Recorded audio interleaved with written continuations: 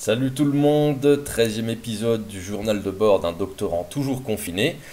Aujourd'hui, je traite d'un conte licencieux plutôt court, puisqu'il tient sur 6 pages et qu'il s'intitule Le Talion.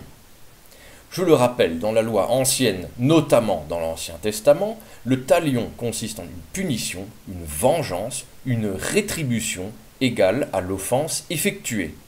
D'où la formule consacrée œil pour œil, dent pour dent, ou encore une vie pour une vie.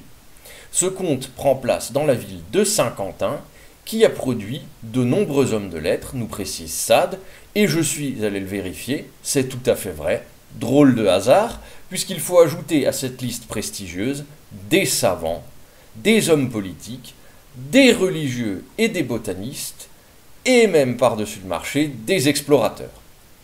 C'est assez singulier pour une ville qui, avant 1800, comptait moins de 1000 habitants.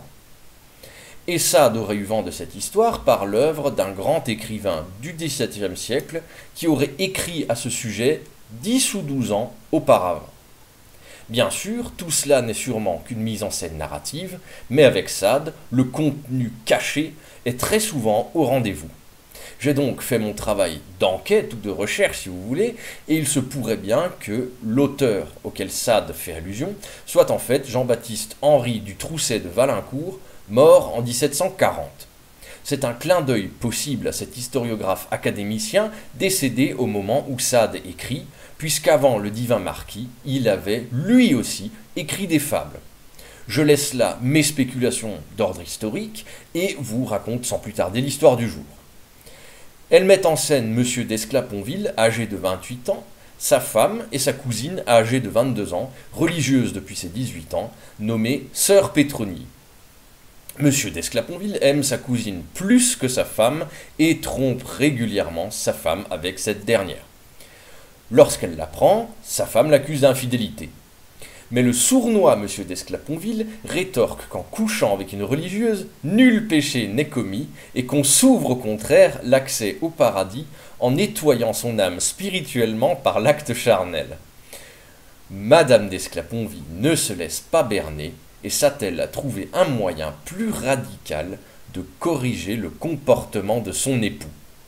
Elle va délibérément rencontrer l'abbé Dubosquet, à la réputation de coureur de jupons. Comme d'habitude chez Sade, les religieux sont ceux qui copulent le plus.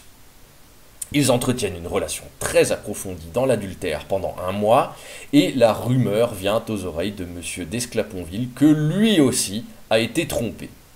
Ce dernier n'y croit pas, mais est mené par un ami à l'endroit où ont lieu les ébats de son épouse et de l'abbé, et il finit par les voir de ses propres yeux.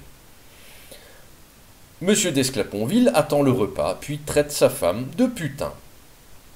Elle fait l'étonner, puis devant l'accusation de son mari, va tout simplement lui rétorquer qu'elle a suivi ses conseils.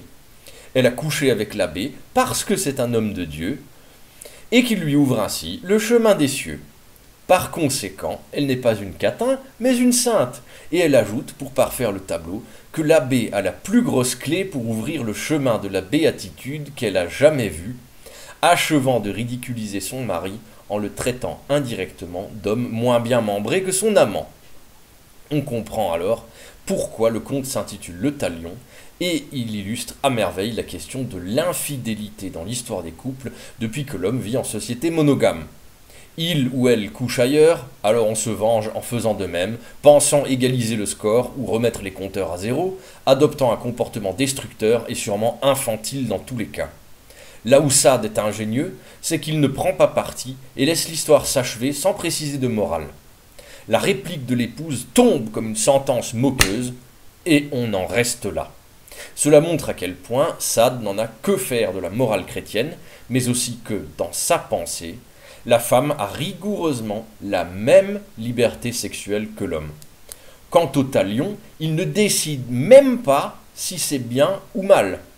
Pour Sade, je rappelle un peu ce système de pensée, pour Sade, la nature a placé en chacun des velléités de vengeance ou de pardon, à chacun donc de faire comme il l'entend, et nuire à autrui n'est pas une barrière infranchissable.